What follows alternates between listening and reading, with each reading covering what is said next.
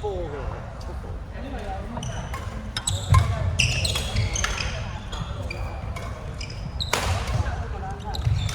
其實冇嘢嘅，其實冇嘢嘅。你唔係你要多啲習慣，唔好死接。接拍同你唔係仇人嚟㗎，你 partner 嚟㗎，partner 嚟㗎，冇練到咁實。你成日都點解你會覺得冇力？唔該。點解你會冇力去打落去？你會覺得好大力，我用咗好大力㗎啦。係啊，但係個波唔快啊嘛，就係因為其實你明唔明個波點樣先會快？你見到其實我其實你見到我其實好求其，你見我求其，但係其實個波幅唔慢，你明唔明點解？其實唔關順便加快嘅事。咁口氣係啊！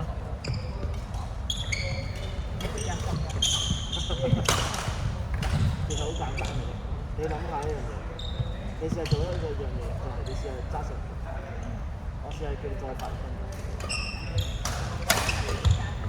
係啦，唔關有冇分單事，而係你已經加緊力啦。咁我叫你再加力，你冇可能做到嘅。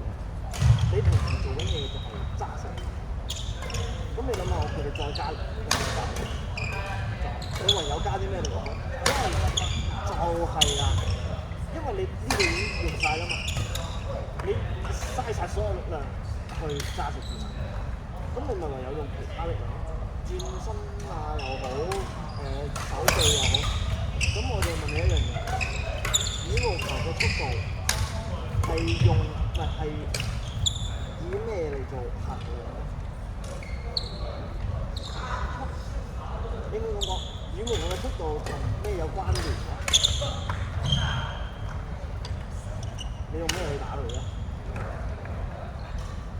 咁羽毛球嘅時速同咩有關？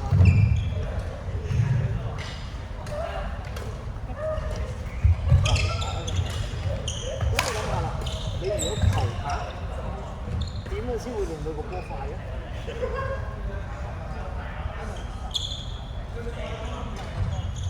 嗱，你要習慣下，你有冇讀過 physics？嗱，咁我咁同你講，你諗下啦，個波嘅速度係咪我揮拍嘅速度？支拍幾快，個波就幾快。咁你諗下啦，你會覺得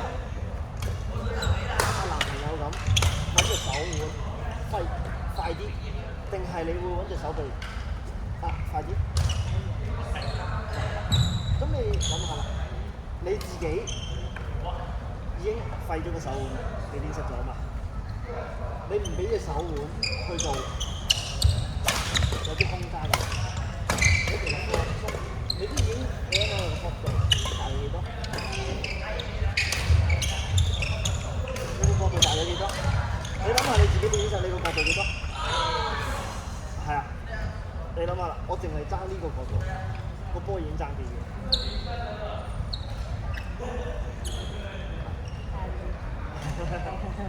其實呢樣嘢練嘅，係練嘅真。因為應該話，其實應該講你呢個唔好話手腕啦，手指嘅力量都可以加到去。你手指咁係因為你自己諗下，你已經練死咗佢啦，你手指仲發到力咩？你咪就係用到咩力啊？手腕力咯。跟住然後你自己再緊埋手腕，咁你再加到咩力啊？手踭咯，俾多個手踭你啦。俾呢個手踭，都好似唔係好夠快喎，咁咪唯有加膊頭咯。咁膊頭都唔係好夠快喎，再加轉身。咁你諗下，你用咗咁多力量去咗邊？就係你用咗咁多力量就係練質子下咯，就係為咗練質子下。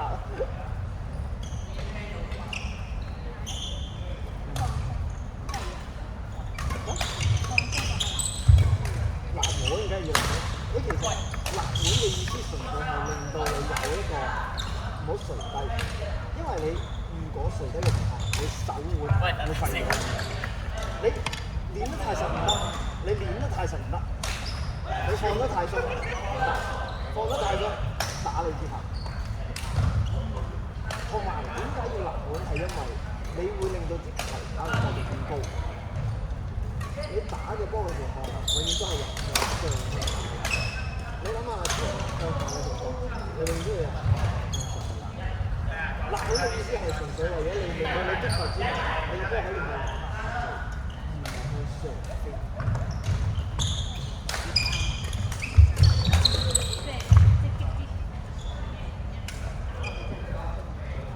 彈住唔使放鬆啦，你彈嗰下點解要放鬆？你嗰下俾力啊嘛，咁你諗下啦，你諗下喎，我要打個下俾力㗎嘛，我有冇可能放鬆呢下？有冇可能放鬆嗰啲下？你加緊力啊嘛，你等於練嗰啲時，有冇可能放鬆？即係練完都唔識咁放鬆，係練完放鬆，練完放鬆，練完放鬆。因為點解你會冇呢下？係因為你會練熟咗。你其實唔係要隻手指喺手力，係練成之後，你嘅動作係要放鬆去揮動之後，揮動之後，係啦，係啦。嗱，你又練熟咗，有冇發現你又練熟咗？係啦，你覺唔覺得其實回彈嗰下唔係你想嘅，係你啱啱純粹你嚟到呢個位置。跟住佢自己翻返轉頭，就係你純粹嚟到呢個位置，佢自己翻返轉頭，就係呢個動作，係啦。所以點解同你講話，如果你真係練好嘅話咧，你其實唔係好大機會出到嚟打波，因為我講俾你聽啊，你唔係啊，你諗下你自己，哎呀呢分啊冇啦。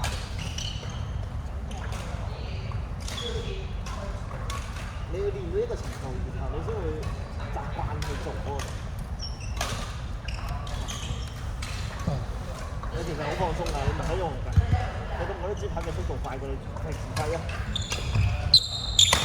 所以點解我教人係呢個會嘅？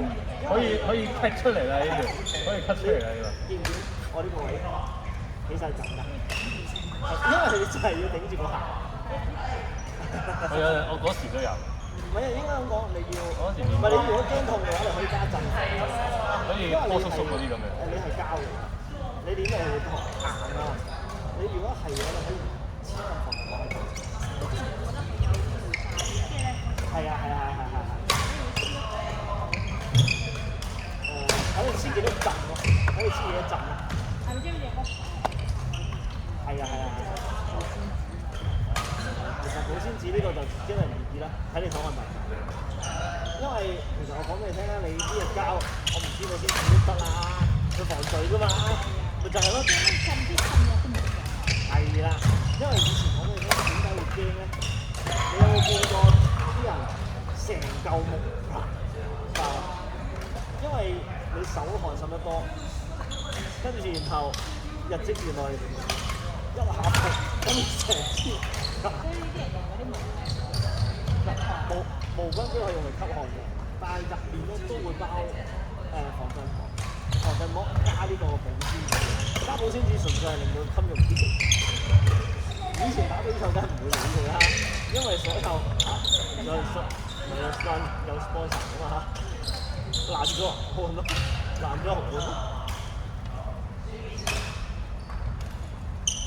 你其實可以放鬆，你翻嚟嗰下都可以放鬆。你覺唔覺？你其實呢下你覺得你自己聽下，你咁短距離，你真係起碼有放鬆。你平時分有冇醫生？就係咯。係，所以咪其實你嗰個其實好短嘅，所以你我哋知道好短啫嘛。你會覺得嗰個翻轉頭嘅力量唔係你夾一次可以翻嚟。係純粹我擺喺度，我擺喺度完啦，跟住然後，橫掂我隻角度係呢度，跟住自然會翻嚟。